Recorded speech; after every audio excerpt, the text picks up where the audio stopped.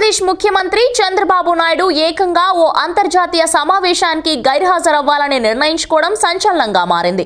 ప్రతి ఏటా దావోస్ లో జరిగే ప్రతిష్టాత్మక సమావేశానికి బాబు వెళ్లకపోవడం అందరిలోనూ ఆసక్తి పెంచుతోంది.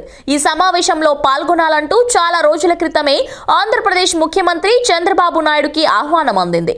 ఆయన తన సహచర మంత్రులు అధికారులతో కలిసి దావోస్ వెళ్లేందుకు ఏర్పాట్లు కూడా చేసుకున్నారు. దావోస్ లో కార్యక్రమం నిర్వహిస్తున్న వారు కూడా చంద్రబాబును ఆహ్వానించారు.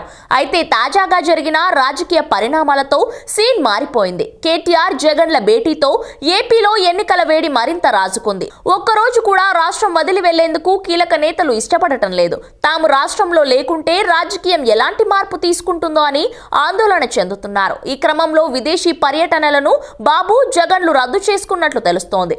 దావోస్ పర్యటనకు వెళ్లాల్సిన చంద్రబాబు దాన్ని రద్దు చేసుకోగా వైఎస్ జగన్ కూడా తమ లండన్ పర్యటనను రద్దు చేసుకున్నారు. దావోస్ లో జరగనున్న ప్రపంచ ఆర్థిక సదస్సుకు చంద్రబాబు హాజరు కావాల్సిందే.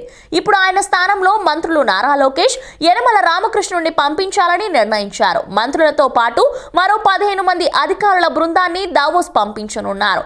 ఎన్నికలు సమీపిస్తుండటంతో చంద్రబాబు తన పర్యటనను వాయిదా వేసుకున్నట్లు తెలుస్తోంది. ఇక మొన్ననే పాదయాత్ర ముగించుకున్న వైఎస్ జగన్ లండన్ లో చదువుతున్న తన కుమార్తెను కలుసుకునేందుకు అక్కడికి వెళ్లాల్సి ఉంది. కానీ అభ్యర్థుల ఎంపికపై సమీక్షించేందుకు గాను జగన్ తన పర్యటనను రద్దు చేసుకున్నట్లు సమాచారం. ఆయన నిన్న సాయంత్రమే లండన్ వెళ్లాల్సి ఉంది. పైగా ఇప్పుడు కేసీఆర్ కేంద్రంగా ఏపీ రాజకీయాలు సాగుతుండడం కూడా ఈ ఇద్దరి విదేశీ పర్యటనలు వాయిదా పడడానికి కారణం కావచ్చని తెలుస్తోంది. ఫిబ్రవరి 2వ వారంలో కేసీఆర్ ఆంధ్రాకు వెళ్లొచ్చని అంటున్నారు. అదే జరిగితే ఏపీ రాజకీయాలు హీట్ ఓ రేంజ్ లో పెరగడం మాత్రం ఖాయం. హలో, మిమ్మల్నే యోయో టీవీ యాప్ డౌన్లోడ్ చేసుకున్నారా? ఇంకా లేదా? మీ యాప్ స్టోర్ కి వెళ్ళి వెంటనే డౌన్లోడ్ చేసుకోండి.